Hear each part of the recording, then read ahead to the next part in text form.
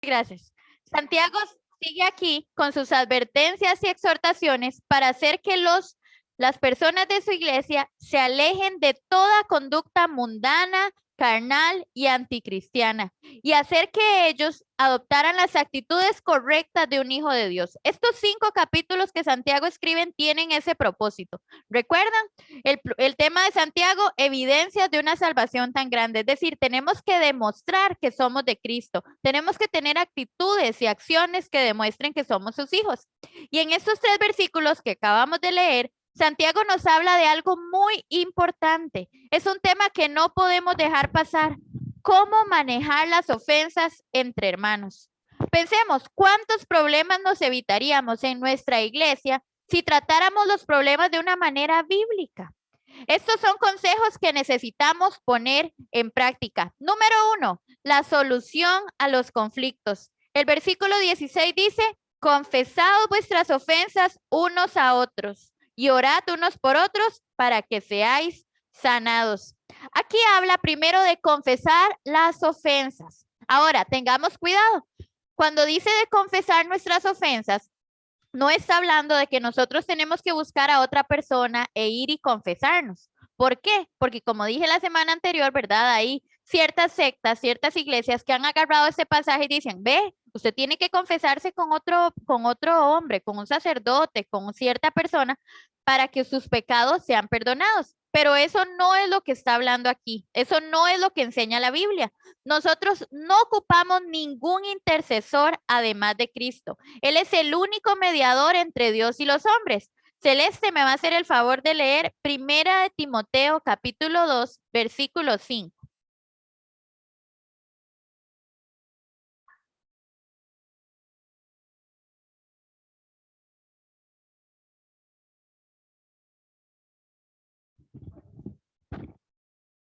Ok, ya ahora sí. 1 de Timoteo 2, 5, para que usted también pueda buscar. Porque hay un solo Dios y un solo mediador entre Dios y los hombres, Jesucristo. Un único mediador entre Dios y los hombres, Jesucristo, hombre. Cuando ocupamos el perdón de nuestros pecados, nosotros podemos, si somos hijos de Dios, simplemente dirigirnos a Dios y Él nos va a perdonar en el nombre de Cristo. Busque también 1 de Juan, capítulo 1, versículo 9. Tal vez, don Alejandro, ¿me puedes hacer el favor de leer este versículo o decirlo de memoria? Yo sé que se lo aprendió. 1 de Juan, capítulo 1, versículo 9.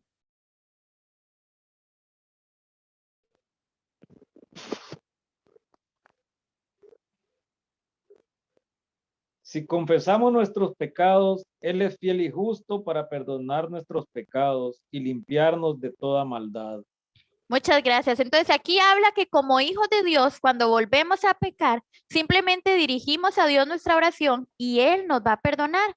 Pablo y Santiago no se contradicen. ¿Recuerdan cuando empezamos este estudio que hablaba Santiago tanto de las obras y entonces hay quienes dicen, no, Santiago está contradiciendo a Pablo porque Pablo habla de la salvación por fe, pero Santiago habla de las obras. No se contradicen, más bien se complementan. Y aquí Santiago no está hablando de confesar nuestras ofensas para perdón de pecados, sino más bien para otro tipo de sanación.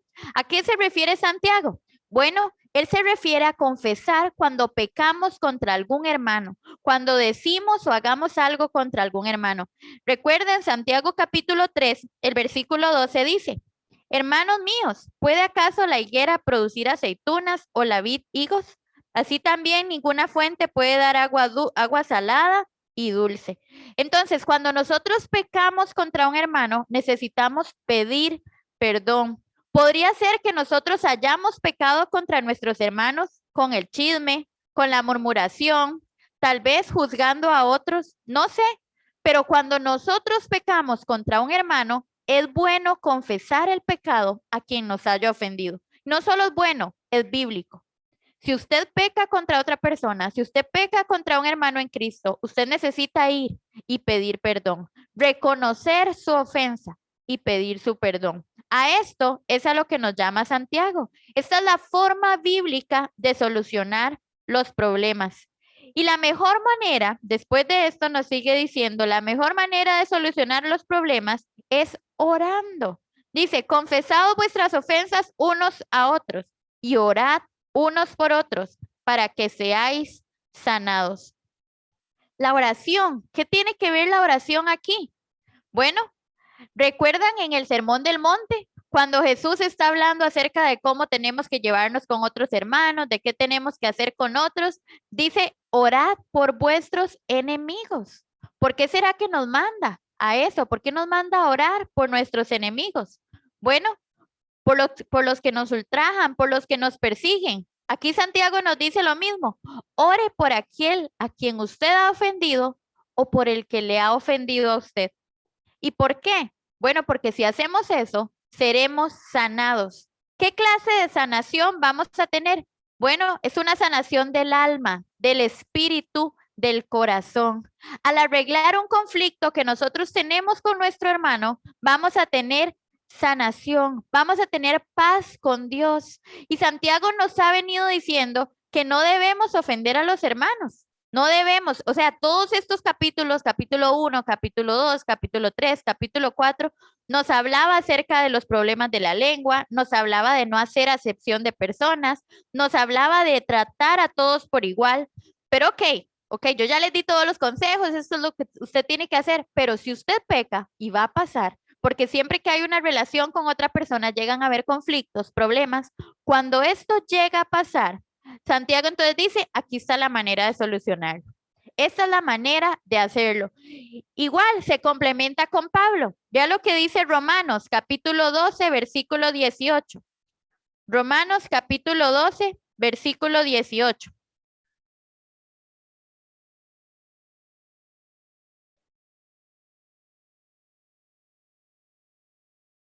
Dice, si es posible, en cuanto dependa de vosotros, estad en paz con todos los hombres. En cuanto dependa de nosotros, necesitamos estar en paz con todos los hombres. No espere más, mi hermano, si usted está enojado con alguien, no importa lo que haya pasado, es hora de buscar la paz. Siga el consejo del Señor. Santiago está aquí a punto de terminar su carta y nos ha dado varios consejos importantes. Y este es muy, muy importante. Necesitamos estar en un mismo sentir, en un mismo cuerpo. No podemos estar enojados unos con otros. Siga el consejo de Dios. ¿Cuál es la manera bíblica? Bueno, volvamos a Mateo 18, versículos del 15 al 17.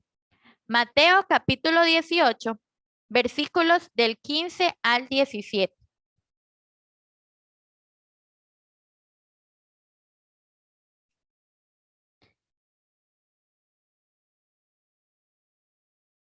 Dice, por tanto, si tu hermano peca contra ti, ve y repréndele estando tú y él solos. Si te oyere, has ganado a tu hermano.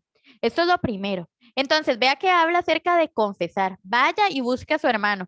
Entonces, por ejemplo, si yo tuve un problema con alguien y yo voy y tal vez ofendí a doña Beatriz, yo dije algo en contra de ella, yo voy y la busco sola.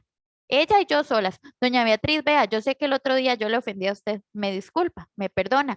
O dice aquí en Mateo, si tu hermano peca contra ti, tal vez más bien fue doña Beatriz la que dijo algo o alguien llegó, uy, viera doña Samantha, viera doña Beatriz lo que dijo, que usted era esto, esto, esto. Bueno, yo tengo que ir, buscar a doña Beatriz, o no creo el cuento ni me enojo, pero si yo sé que me está afectando, si yo sé que lo estoy creyendo, entonces voy y le digo, doña Beatriz, vieras que me dijeron esto, esto y esto. Fue así, ir y buscarlo de una manera privada para arreglar el problema. Ahora dice el 16, mas si no te oyere, toma aún contigo a uno o dos, para que en boca de dos o tres testigos conste toda palabra.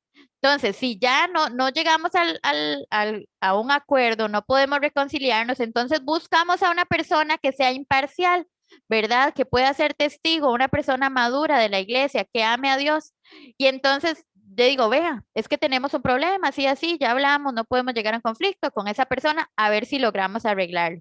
Si no, dice el 17, si no los oyere a ellos, dilo a la iglesia, y si no oyere a la iglesia, tenle por gentil y publicano. Ojalá no haya que llegar nunca a ese tercero, ¿verdad? Pero hay veces que sí, tal vez una persona es conflictiva, que siempre está buscando problemas y hay que traerle y decir, bueno, no ha querido hacer caso, ¿verdad? Y al fin, alguno tendrá que irse de la iglesia. pero siempre se nos está invitando a no dejar pasar las cosas, a no crecer la ofensa, sino a buscar a la persona y arreglarlo. Confesar las ofensas, orar unos por otros y serán sanados. Ahora nos dice algo más. Este versículo en Santiago 5, versículo 16. ¿Alguno? ¿Quién más está ahí conectado? ¿Alguno de los que está conectado, doña Raquel, doña Pamela, me podría ayudar leyendo de nuevo el versículo 16? Santiago 5, 16.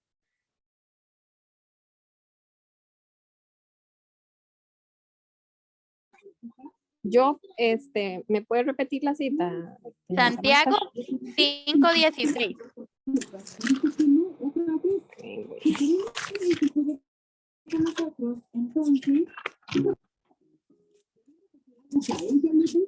5:16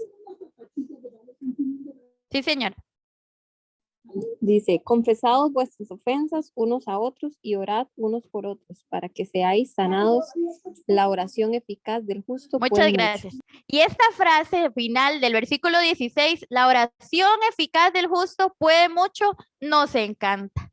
Es muy conocida y cuando usted tiene tal vez una petición que se ve difícil, imposible, usted la manda a algún hermano y usted dice, por favor, Dayana, ayúdame orando. La oración eficaz del justo puede mucho. Hace una lista de difusión, la manda a todo el mundo, la pone en Facebook, en su estado de WhatsApp. La oración eficaz del justo puede mucho. Invitamos a los demás a orar y decimos, ahora sí, vamos a tener esa petición. Pero recordemos que en la Biblia, cada una de sus palabras debemos verlas en su contexto. ¿Cuál es el contexto aquí? No es que digamos que la oración no es poderosa, no es que yo le voy a decir, vea, nada que ver, pero recordemos que tiene que ver con el contexto. Santiago no precisamente aquí está hablando del poder de la oración en general, no está hablando de la oración ferviente o eficaz. Si revisamos el contexto, nos encontramos que usa esta frase al hablar de la resolución de conflictos. Al orar, cuando dice que yo voy, confieso mi pecado, mi ofensa al hermano, y oramos, la oración va a ser poderosa. Es una cuestión de tres. Cuando usted vaya y tenga que arreglar un problema, no lo hagan sus fuerzas, hágalo con Dios de por medio. Es ahí donde la oración eficaz del justo puede y mucho. Habrá problemas que son cosas mínimas, que tal vez fue nada más ahí, que un día lo vi y no lo saludé, pero otras cosas son más serias y requerirán mucha oración para poder perdonar y reconciliarme con el hermano. Yo sé que hay problemas que son difíciles, yo sé que hay ofensas difíciles de perdonar, pero la oración es fundamental para nuestra relación como hermanos en Cristo. Por eso nos dicen los versículos 17 y 18 acerca de Elías. Elías era un hombre sujeto a pasiones semejantes a las nuestras y oró fervientemente para que no lloviese, y no llovió sobre la tierra por 3 años y 6 meses. Y otra vez oró, y el cielo dio lluvia, y la tierra produjo su fruto. Elías fue un hombre que tuvo pasiones semejantes a las nuestras, pero también fue un hombre que tuvo una relación con Dios inigualable. Elías oró para que no lloviera, y no llovió. Luego volvió a orar para que lloviera, y llovió. Pero aquí este pasaje no está magnificando a Elías, sino que está haciendo ver el poder de la oración. Para que entendamos que así como la oración tuvo poder de detener la lluvia y de volver a traerla, si usted ora, ese problema, esa ofensa, esa enemistad que usted tiene con algún hermano, se puede arreglar. Dios puede sanar nuestras almas y nuestros espíritus. Dios puede traer paz donde hay disensión. Es un milagro lo que ocurre en las vidas de las personas que se reconcilian y pueden terminar orando. ¿Usted ha conocido personas que tienen una enemistad, que tienen problemas entre ellos y usted dice, no, es que jamás podrían orar juntos, no los podría poner, pero cuando se termina orando, es un milagro de parte de Dios, un milagro tan grande como el que ocurrió en los días de Elías, así cuando el cielo se cerró por 3 años y 6 meses. La oración tiene poder para resolución de conflictos. No podemos vivir enemistados. Santiago nos invita a confesar nuestras ofensas, a orar unos por otros y va a haber sanación. Y sabe, muchas veces el poder de Dios en la iglesia se pierde porque hay enemistades y disensiones entre hermanos. Santiago nos exhorta a arreglar nuestros problemas y conflictos. Nunca podemos poner en tela de duda el poder de Dios y cómo se puede manifestar a través de nuestra oración ferviente. Si usted tiene un problema serio con alguien, ore. Ore. Dios le va a ayudar. Usted va a ver cómo su actitud hacia esa persona va a cambiar por medio de la oración. Pero el tema aquí, el tema central, es usar la oración ferviente en el momento en que nos arreglamos con un hermano y podremos ver ese poder manifestado en nuestras vidas e iglesia. Y entonces va a haber una satisfacción y una paz que serán dignas de la gloria de Dios. ¿Sabe, mi hermano? Yo no sé con quién tiene usted problemas, no sé si es un conflicto pequeño o un conflicto grande, pero busque solucionarlo. Cuando una persona, ¿verdad?, va a dar sus últimas palabras, sabe que tal vez, no sé, tiene cáncer, una enfermedad terminal, y va a decir sus últimas palabras, bueno, uno dice, hay que prestar atención, es importante. Bueno, Santiago aquí está terminando su carta y dice, este tema hay que prestarle atención, porque vamos a perder el poder de Dios si estamos enemistados unos con otros. Entonces, vamos a orar. Y vamos a pedirle a Dios que nos ayude a orar más, a orar fervientemente si tengo algún problema con un hermano. Señor Jesús, gracias por su palabra. Gracias por esta carta de Santiago que nos da consejos prácticos que muchas veces estamos dejando de lado. Que estamos, Señor, más bien actuando como el mundo en lugar de dar evidencias en nuestra vida de la salvación tan grande que tenemos por medio de Cristo Jesús. De verdad que al leer la historia de Elías y recordar cómo él pudo orar y que el cielo dejara de llover por tanto tiempo, nos parece increíble, fue maravilloso, pero de la misma manera es un milagro, Señor, cuando dos personas que están enemistadas se reconcilian y hay paz entre ellos. Y le ruego, Dios, que como hijos de Dios, nosotros podamos siempre buscar estar en paz con todos los hombres. En cuanto dependa de nosotros, yo sé que a veces hay personas que no quieren reconciliarse con nosotros, pero que si de nosotros depende como sus hijos, Señor, que podamos hacer.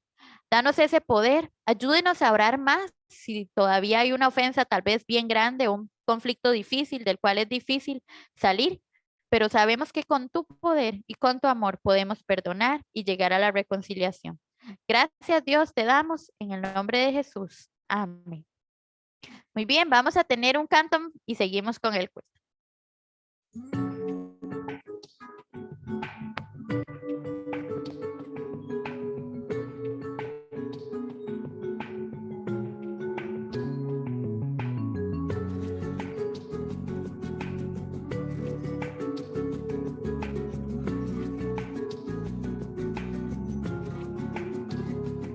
El que habita al abrigo de Dios morará bajo sombras de amor. Sobre él no vendrá ningún mal, y en sus alas feliz vivirá.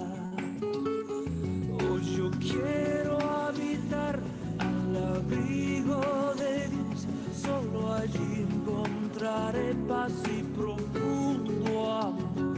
Mi delicia es con él, comunión disfrutar y por siempre su nombre alabar.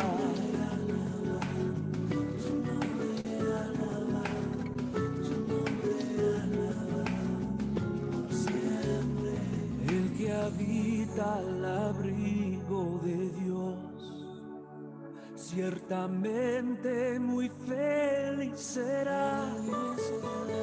Ángeles guardarán su salud y sus pies nunca resbalarán. Hoy yo quiero habitar al abrigo de Dios, solo allí encontraré paz y profundo amor. Mi delicia es con él, comunión disfrutar y por siempre su nombre alabar.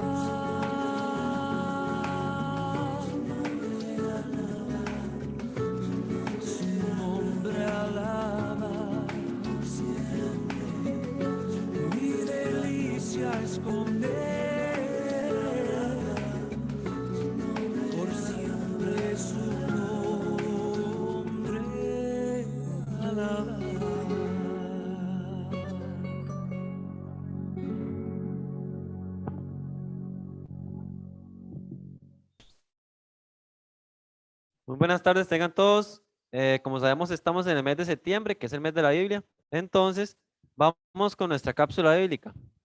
Y para empezar, bueno, para continuar, tenemos autores que usó Dios para escribir los libros de la Biblia. Como sabemos, Dios usó a alrededor de 40 personas para escribir los libros de la Biblia durante 150 años, 1500 años, perdón. Y entonces, sabemos que la Biblia fue inspirada por Dios, pero estas personas fueron las que Dios utilizó para escribir la palabra de Él. Entonces empezamos con el Pentateuco, como vimos en la mañana, que es Génesis, Éxodo, Levítico, Números y Deuteronomio. Los escribió Moisés en 1400 antes de Cristo. Ahí se le añade también a Job, que también lo escribió Moisés en el mismo año, bueno, en la misma década. Después, Josué, que fue escrito por el mismo, como dice el nombre, Josué, en 1350 antes de Cristo. Después está Jueces, Ruth, Primera de Samuel, Segunda de Samuel, que fue escrito por 3 personas. Bueno, todos estos 4 libros fueron escritos entre 3 personas, Samuel, Natán y Gad, que esto fue entre 900 antes de Cristo y el 1000 antes de Cristo. Reyes, Primera, Segunda de Reyes fue escrito por Jeremías en el 600 antes de Cristo. Primera y Segunda de Crónicas, Esdras, Nehemías fue escrito por Esdras en 450, perdón, antes de Cristo. Esther fue escrito por Mardoqueo en la década de los 400 antes de Cristo. Salmos tuvo muchos como autores, entre ellos el que más se destaca es David, que es como el principal. Y eso fue como en el 1000 y el 400 antes de Cristo. Proverbios, Eclesiastés y Cantares fue escrito por Salomón en el 900 antes de Cristo. Isaías fue escrito por el mismo Isaías en 700 años antes de Cristo. Jeremías, Lamentaciones, fue escrito por el mismo Jeremías 600 años antes de Cristo. Después viene Ezequiel, fue escrito por el mismo. Daniel fue escrito por el mismo Daniel. Oseas igual, Joel también, Amós también. Miqueas, escrito por el mismo Miqueas. Nahum por Nahum. Habacuc por Habacuc, Sofonías por Sofonías, Ageo por Ageo, Abdías por Abdías, Jonás por Jonás, Zacarías por Zacarías y Malaquías por Malaquías. Aquí terminamos el Antiguo Testamento. Como vemos, los profetas menores, ellos mismos escribieron el propio libro. Ahora vamos con el Nuevo Testamento, que dice, Mateo fue escrito por Mateo en el 55 después de Cristo. Marcos fue escrito por Juan Marcos en 50 años después de Cristo. Lucas, Hechos, fue escrito por Lucas. Lucas fue en el 60 después de Cristo y Hechos fue por el 65 después de Cristo. Juan fue escrito por Juan el Bautista, creo, ¿ah? Sí, el Bautista, 900 después de Cristo. Por el discípulo amado. Entonces Juan fue escrito por el discípulo amado. El Evangelio de Juan. Romanos, 1 y 2 de Corintios, Gálatas, Efesios, Filipenses, Colosenses, 1 y 2 de Tesalonicenses, 1 y 2 de Timoteo, Tito, Filemón, son las famosas cartas de Pablo. Esas fueron entre el 50 y el 70 después de Cristo. Después Hebreos, es desconocido el autor, pero dice que entre los más probables puede ser Pablo, Lucas y Bernabé, o Apolos, perdón. Que eso fue en el 65 después de Cristo. Santiago, fue escrito por Santiago 45 años después de Cristo. Pedro 1 y Pedro 2 fue escrito por Pedro 60 años después de Cristo. Primera y segunda de Juan y tercera. Y Apocalipsis fue escrito por Juan 90 años después de Cristo. Y Judas fue escrito por Judas 60 años después de Cristo. Continuamos con un canto.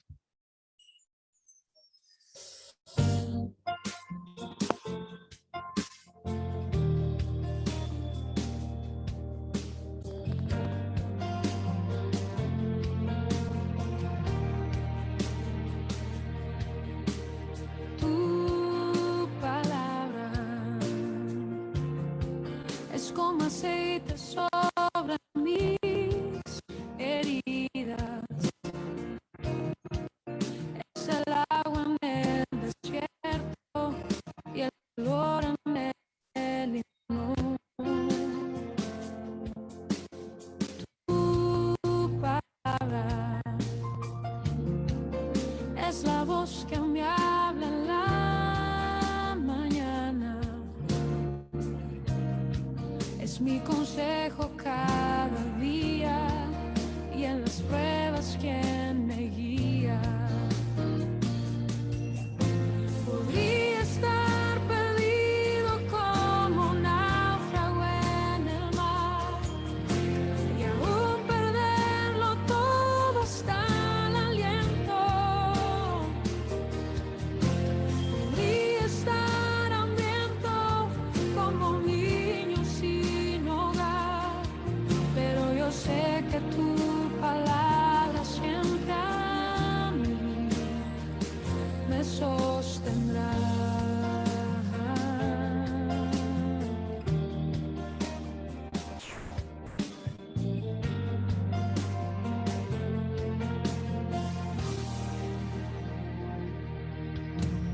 Tu palabra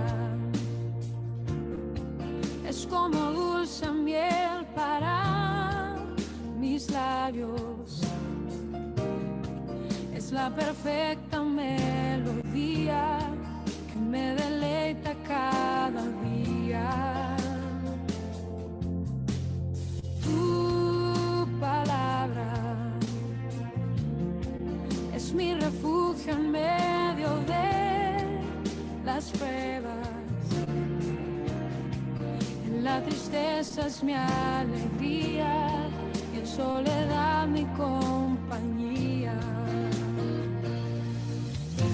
Podría estar perdido como un náufrago en el mar y aún perderlo todo hasta el aliento. Podría estar hambriento como un niño sin hogar, pero yo sé que tu palabra siempre a mí. Podría estar perdido como un náufrago en el mar y aún perderlo todo hasta el aliento. Podría estar hambriento como un niño sin hogar, pero yo sé que tu palabra siempre a mí. Pero yo sé que tu palabra siempre a mí. Pero yo sé que tu palabra siempre a mí me sostendrá.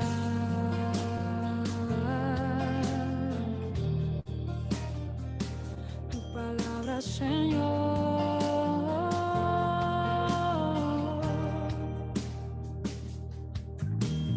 Tu palabra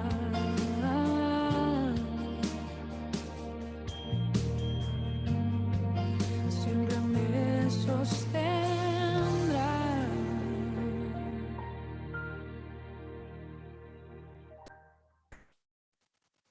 ¿Sabe? La semana pasada nos decidimos a amar la ley de Dios, a descubrir lo que Dios tiene para decirnos, a poner atención y prestar atención a las palabras de su boca.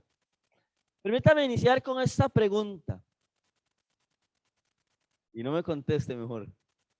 Pero ¿leyó usted el Salmo 119 en esta semana? Aprovechó esta semana 7 días para leer 176 versículos. Y la pregunta, ¿qué aprendió? ¿Qué aprendió?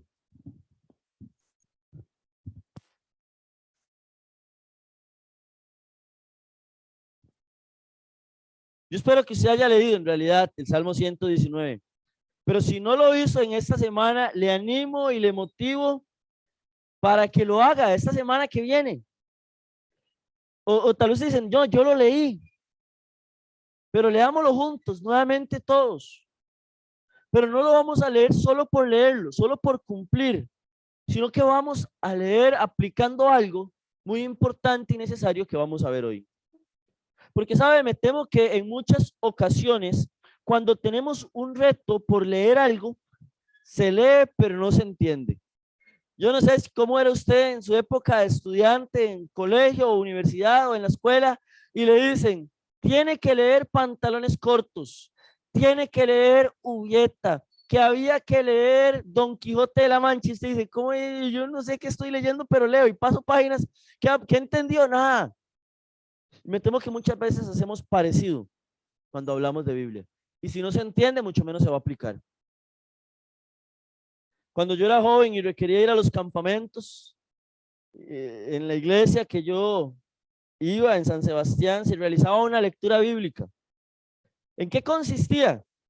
Bueno, yo tenía que buscar 10 patrocinadores por lo menos para que me patrocinaran por cada capítulo que yo leyera del Nuevo Testamento. Y algunos le daban a unos 5 colones por capítulo, otros 7, otros 10, y sí, qué poquito. Y resulta que entonces el día de la lectura, al final de cuentas no era poquito. Y uno que es choricero, entonces yo iba y conseguía los 10 dentro de la iglesia. Pero, perdón, yo le decía a mis tías y al misionero y a todo el mundo le decía con una hoja especial que yo tenía escondida. Y entonces, dice, yo conseguía los 10 patrocinadores de la iglesia por 2.600, tenía 26.600. Y si conseguía con mis tías, hacía parecido y a ellas les sacaba más de los 10 colones. Pero, ¿sabes? 264 capítulos.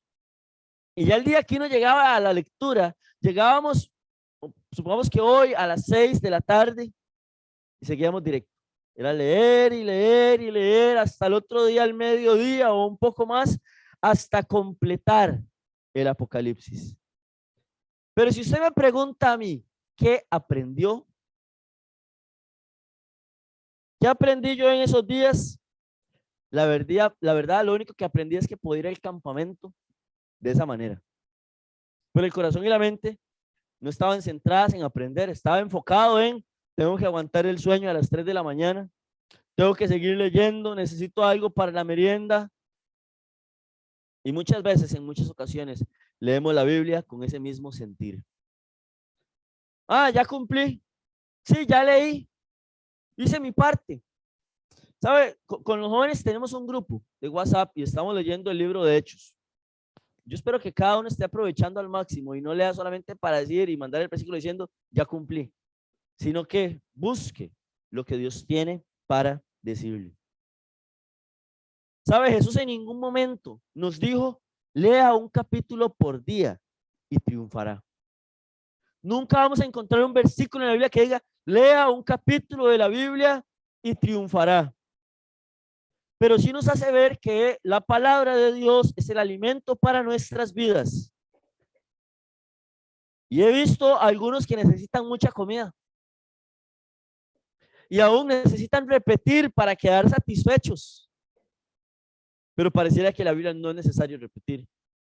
Pareciera que con la Biblia no es necesario leer un poco más, sino el capítulo y ya cumplí. Es más, mi hermano, yo espero que tengan esta práctica en su hogar y en su vida. Pero muchas veces cuando nos sentamos a comer, oramos. Oramos antes de comer los alimentos. Damos gracias a Dios por la provisión, por quien nos preparó. Suplicamos para que nos sustenten, que nos sigan bien. Es más, y si oramos y hay niños, pedimos con los niños para que les haga crecer fuertes y sanos. Pero cuando hablamos de Biblia, normalmente no oramos antes de, ni preparamos nuestro corazón para oír la palabra de Dios. ¿Sabe? El Salmo 119 es un capítulo que yo creo que necesitamos repasar de forma constante los hijos de Dios. Porque hay ocasiones en que conforme avanzamos en el tiempo, vamos dejando de darle ese lugar de importancia y de recordar cuánto necesitamos de la Biblia. En los primeros pasos en la vida cristiana, cuando nos entregamos a Cristo y todo está emocionante, queremos leer y aprender. Yo conozco personas que se han entregado a Cristo y entonces al tiempito andan con un cuaderno y la Biblia y empiezan a escribir preguntas. Personas que han llegado a hacerme preguntas o que he visto que hacen preguntas al pastor de la iglesia en la que están. Pero conforme pasa el tiempo, parece que nos acostumbramos y ya no lo vemos tan importante.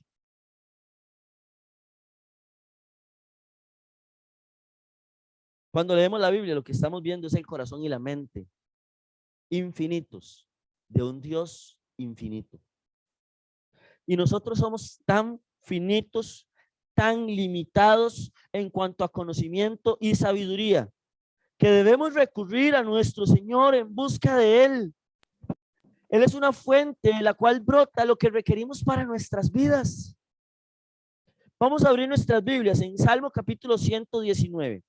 En el Salmo capítulo 119 y vamos a leer los versículos 33 al 35. Salmo 119, 33 al 35. Dice la palabra de Dios de la siguiente manera. Salmo 119, 33 al 35. Enséñame, oh Jehová, el camino de tus estatutos. Enséñame, oh Jehová, el camino de tus estatutos y lo guardaré hasta el fin. Dame entendimiento y guardaré tu ley y la cumpliré de todo corazón. Guíame por la senda de tus mandamientos, porque en ella tengo mi voluntad. ¿Sabe? Es en esos tiempos y en esos momentos en los que nutrimos nuestro ser y se vuelve tan complicado y algo tan delicado el intentar entender todo lo que leemos, porque estamos hablando de una exposición del corazón de Dios. Debemos y necesitamos aprender a suplicar la ayuda de Dios para lograr entender su palabra, la palabra de Dios. El día miércoles que veíamos, basados en el libro de Nehemías, que Esdras lee la ley de Dios ante todo el pueblo, y uno dice, qué bonito, qué hermoso. Pero hay una respuesta que me llama la atención en base a lo que leímos y estudiamos, y es que el pueblo sale gozoso luego de haber oído la palabra de Dios, pero no sale gozoso por haber oído, sino que se goza por haber entendido, porque habían otras personas que explicaban y hacían entender al pueblo lo que Dios quería decir. Había un grupo de personas dispuestas a explicar y enseñar para hacer entender. En nuestro caso, la mejor y más completa ayuda proviene de Dios. Sí, mi hermano, el Espíritu Santo de Dios morando en el creyente, porque necesitamos la ayuda de Dios. Necesitamos que Dios nos dé entendimiento para comprender su palabra. Es algo tan importante, pero que muchas veces lo llegamos a subestimar. Queremos entender algo para lo cual no tenemos la capacidad natural. Hay personas, hay no creyentes que no entienden nada porque no tienen al Espíritu Santo de Dios. Hay personas no creyentes que entienden un poco y por lo general lo primero que logran entender es lo que está relacionado directamente con el tema de la salvación, y por lo general lo entienden porque es el Espíritu Santo trabajando en ese corazón. La verdad, yo creo que necesitamos ayuda de Dios para entender su palabra y para descubrir su corazón, su mente y sus anhelos. ¿Qué quiere Dios? ¿Qué anhela Dios? ¿Qué desea Dios? Veamos el caso de Daniel, el profeta Daniel. Dios le da un sueño al rey Nabucodonosor para revelarle su plan, pero Nabucodonosor no lo puede entender porque Nabucodonosor es un hombre natural. Y entonces él llama a los sabios, a los magos, a los astrólogos, pero tampoco pueden porque son personas naturales. Y solo una persona pudo dar la revelación del sueño. ¿Por qué? ¿Era por la capacidad de Daniel para entender sueños? ¿Será que es que Daniel tuvo el mismo sueño que Nabucodonosor? No. La respuesta es no. La respuesta correcta es porque Dios oró y pidió ayuda a Dios. Daniel tenía que pedir el consejo de Dios.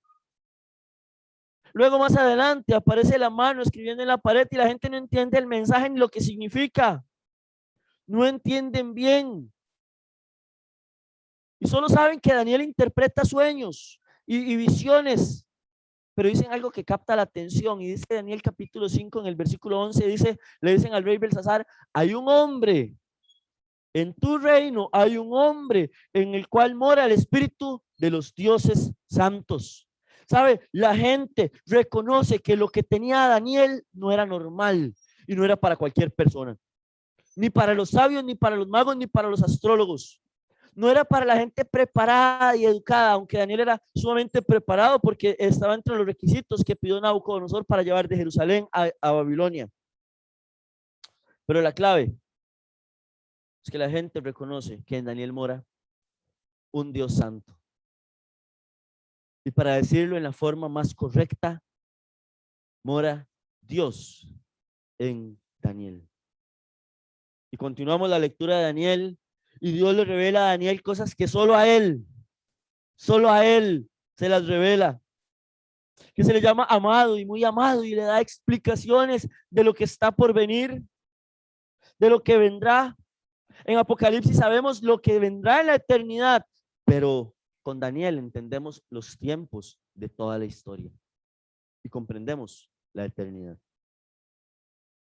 El corazón del hombre debe prepararse para oír las palabras que salen del corazón de Dios. El corazón nuestro debe prepararse para oír atentamente lo que sale del corazón de Dios.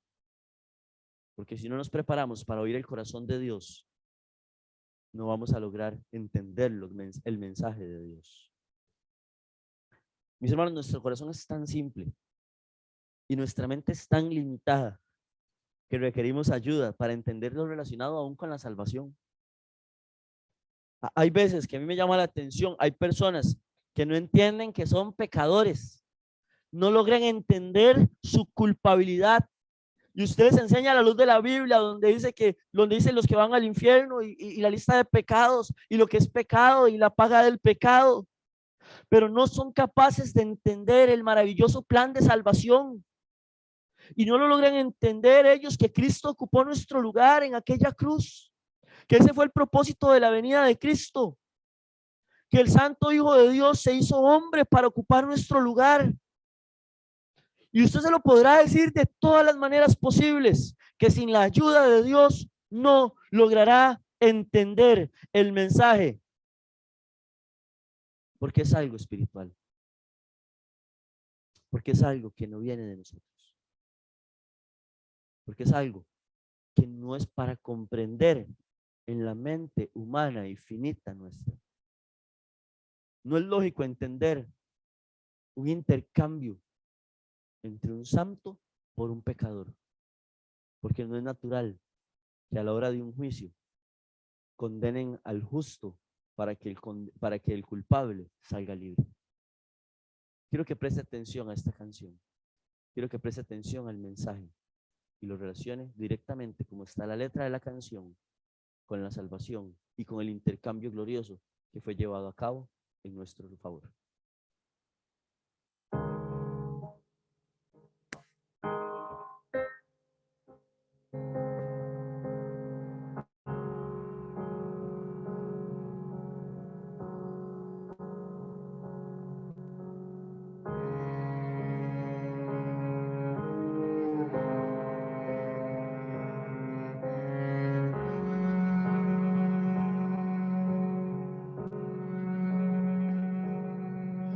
¿Cómo puede ser que el bueno y justo se hizo hombre y fuera a morir por el más vil pecador? Como siendo yo su enemigo, el sufrimiento en mi lugar tomó en aquella cruz y cargó mi maldad sobre él. Su rectitud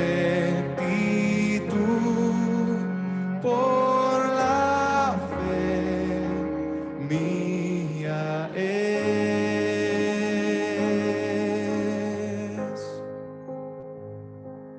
Aleluya, glorioso intercambio, oh cuán gran misterio, que por gracia salvo soy. Aleluya, gloria sea a Cristo por su sacrificio, declarado justo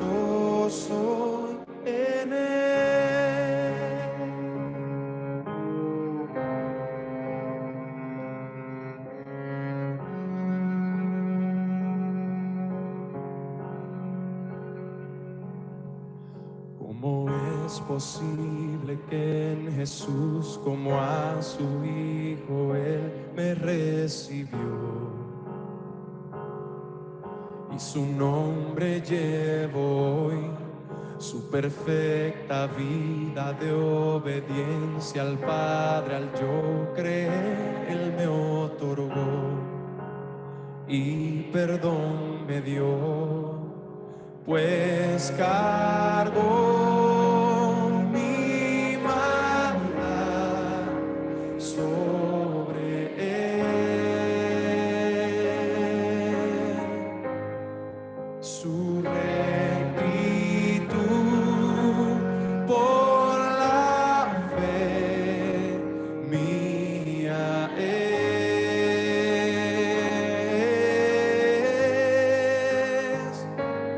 Aleluya, glorioso intercambio, oh cuán gran misterio, que por gracia salvo soy. Aleluya, gloria sea a Cristo por su sacrificio, declarado justo soy. Aleluya, glorioso intercambio, oh cuán gran misterio, que por gracia salvo soy. Aleluya, gloria sea a Cristo por su sacrificio, declarado justo soy en él. Oh, oh, declarado justo soy en él.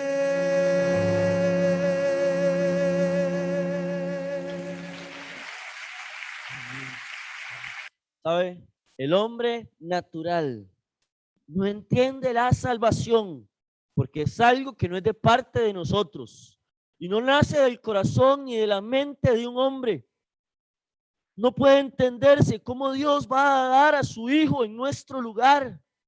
No puede entender cómo un inocente va a morir por un culpable. Y no puede entender lo que es gracia y la diferencia con obras, porque son cosas que no son normales para nosotros. A nosotros nos han dicho ojo por ojo, diente por diente. A los niños les enseñan ahora, le pegaron, devuélvale más duro. Le dijeron, responda más hiriente. Le hicieron, hágales más duro. Por eso debemos preparar nuestro corazón para la salvación.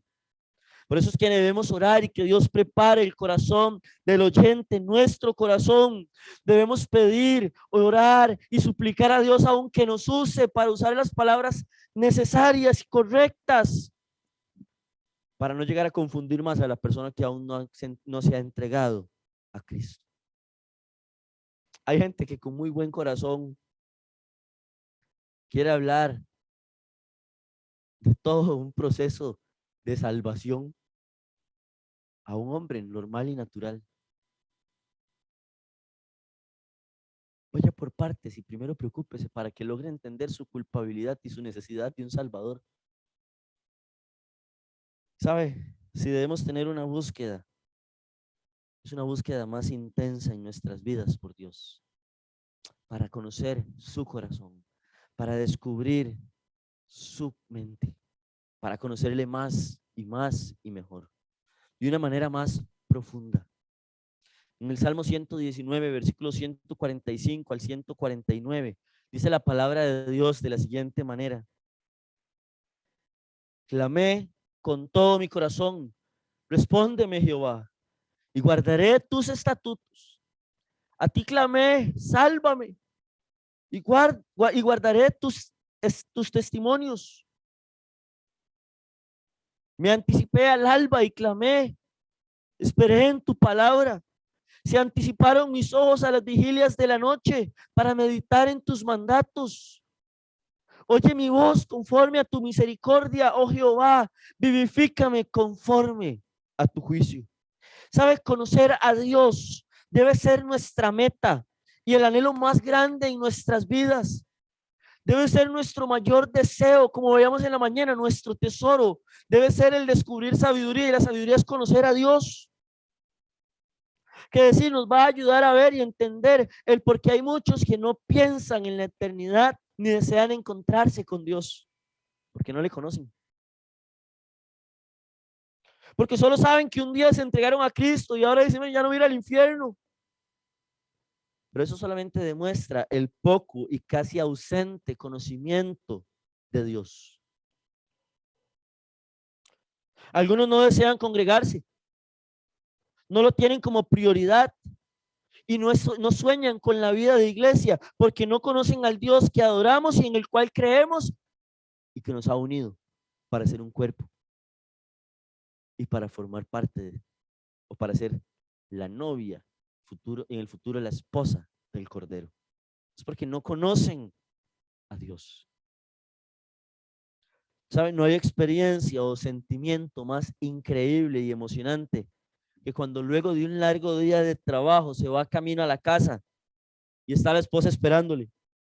Están los hijos anhelando verle. Yo no sé si mi esposa vio mis notas antes del día de hoy, pero preparó una de mis comidas favoritas y ya estoy deseando que sea otra vez la cena para volver a comer. Desde que terminé el almuerzo ya estaba deseando la cena para volver a comer. Ya después uno entiende por qué está con estas carnes. No hay sentimiento más increíble que cuando se va a volver a ver a un familiar o un amigo muy cercano luego de tanto tiempo de no haberle visto y compartido con él. Va a haber una emoción. Es como la emoción que se vive cuando se llega a la boda. Y es la boda más esperada porque es usted casándose con su amado o con su amada. Y para formar un hogar por el resto de sus vidas. Hay novios que luego de marcar, de verse en el día, están deseando volver a que llegue el día de marcar y no paran de hablar y mandarse mensajes. Porque conocen a la otra persona, porque quieren conocerle más. El creyente que no se ha preocupado por conocer a Dios y conocer su corazón, no anhela las cosas espirituales ni eternas, porque no conoce al Dios verdadero. El salmista dijo, clamé con todo mi corazón, me anticipé al alba y clamé. Se anticiparon mis ojos a las vigilias de la noche para meditar en tus mandatos. Eso era lo que había en su mente, lo que había en su corazón. Un corazón deseoso, una vida sedienta de conocer más y más a Dios. ¿Ha experimentado usted alguna vez ese sentir en su vida? Por estar en cercanía y comunión con Dios. La necesidad por la comunión con Dios se vuelve creciente en la vida que le busca y le va conociendo. La gente va a querer estar cerca del Señor cuanto más le conozca. Pero por eso hay tanta persona y la sociedad a nivel general vemos que no quiere nada con el Señor porque no conoce el amor de Dios y no sabe quién es Dios. El versículo 80 nos dice una petición final antes de leer, estudiar y meditar la Biblia. Y dice así Salmo 119 en el versículo 80. Sea mi corazón íntegro en tus estatutos, para que no sea yo avergonzado. ¿Sabes? Es una parte importante de la oración previa al tiempo con Dios. Ya luego de rogar al Señor que prepare mi corazón para entender y preparar nuestro corazón para estar con Dios y preparar mi mente para estar enfocado y centrado en Dios, nuestra petición debe ser responder a lo aprendido. El salmista pidió un corazón íntegro para andar en los estatutos de Dios, un corazón agradable y que se preocupara por andar en los dichos de Dios. Nuestro deseo debe ser saber de Dios para actuar, para hacer y no saber nada más para entender más. Porque en uno voy a poner en práctica lo que aprendo y en el otro solamente voy acumulando conocimiento, pero no acción. Hay personas que se preocupan por saber mucho y no hacer nada. Hay otros que se preocupan por aplicar lo que van conociendo. Mis hermanos, mi reto es que seamos sabios para oír la palabra de Dios y que preparemos nuestros corazones y nuestras vidas, que busquemos el rostro de Dios y que le supliquemos su ayuda. Nuestro deseo debe ser estar con Dios y conocerle para vivir haciendo lo recto y lo bueno, para vivir haciendo y agradando el corazón de Dios. Esta semana leamos el Salmo 119 completo. Pero primero ore. Primero ore y pídale a Dios. Dios, hábleme. Dios, enséñeme. Dios, si es necesario, quebrante mi corazón y vuélvame a su palabra. Ayúdeme, Dios, porque yo quiero ser un hacedor de su palabra. Yo quiero tener ese corazón como el que tenía David para escribir todo esto sobre el corazón de Dios y sobre la palabra de Dios. Yo quiero amar su palabra. Yo quiero guardarla, quiero atesorarla, quiero vivirla. Quiero, Dios, que usted me enseñe para yo practicar, vivir y desarrollar en mi vida. No solamente leer para Dios, yo cumplí. Cuando el pastor pregunte la próxima semana, ¿quién leyó Salmo 109? Yo lo leí. No, Dios me habló. Dios tocó mi corazón. Dios me retó, me nutrió y quiero más.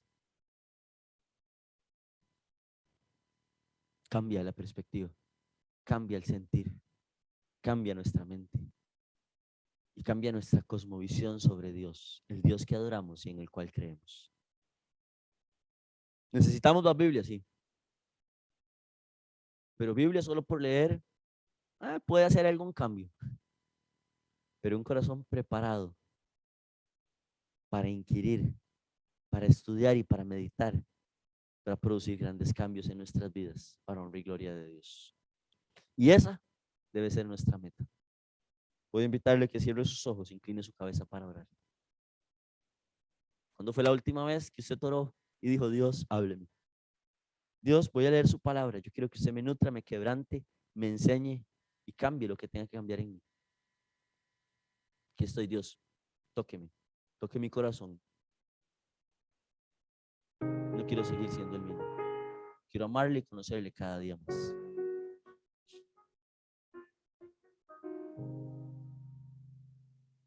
Lo natural es para lo natural, pero para el corazón de Dios necesitamos una preparación espiritual.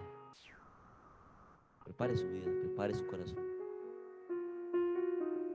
Dios Santo, gracias porque nos has dejado tu palabra, fuente de sabiduría y de verdad, de conocimiento.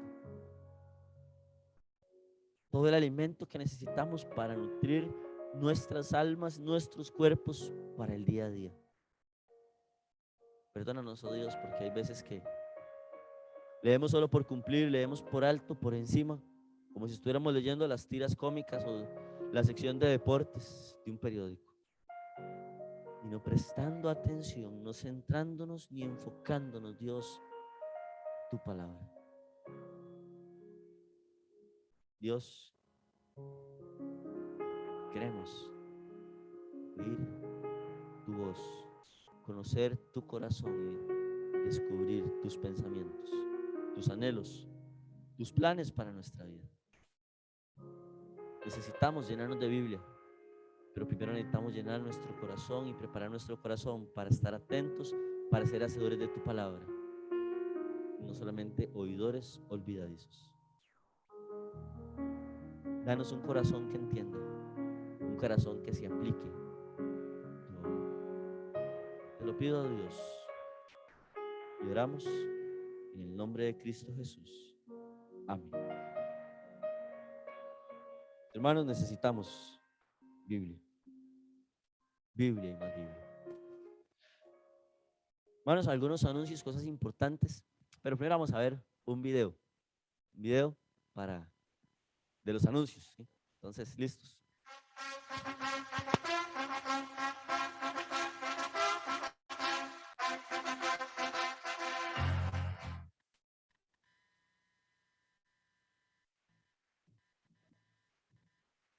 Aquí me están haciendo cosas. Muy bien, hermanos, ¿están preparados para la antorcha? Yo no voy a participar en la antorcha porque si no ya saben que gano. Pero yo le animo a que usted pueda prepararse para esa noche de antorcha, es de hoy en 15, entonces pueda prepararse, de verdad, para ese tiempo especial. Si Dios lo permite, la próxima semana tenemos la tradicional olla de carne. Si usted dice, uy, yo todavía no he puesto ningún ingrediente, puede comunicarse con Sacha o con mi esposa.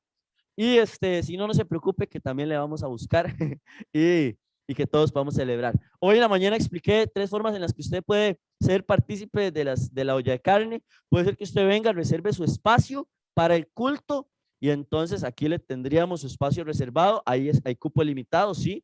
Entonces hay que anotarse con tiempo con mi esposa. Usted puede que venga al culto y luego, bueno, traiga su tacita para la olla de carne.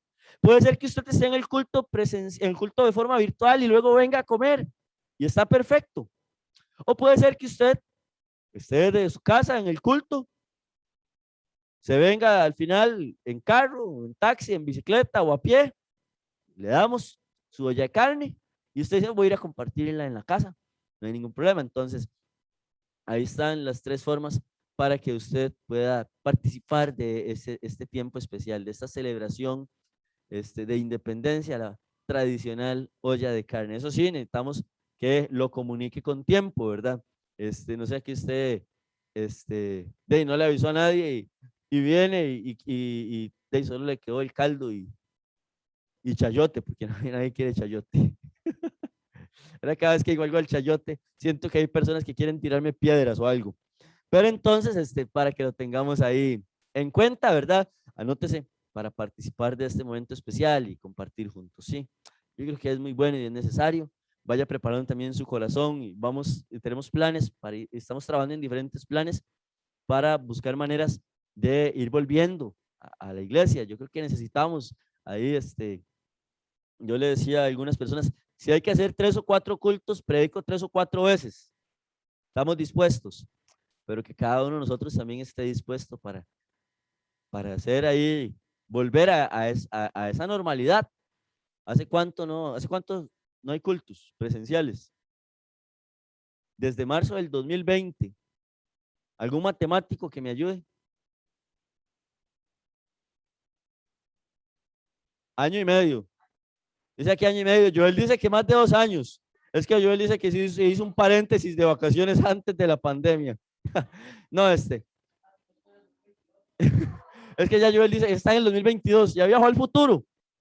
Ya me contó de un nuevo matrimonio que hay por ahí. No, mentira. Ya se me olvidó lo que estaba diciendo. Año y medio sin un tiempo presencial. Yo creo que nos hace falta, espero que en su corazón le haga falta esa parte de compartir juntos, sí, con mascarilla y con diferentes cosas, pero es necesario.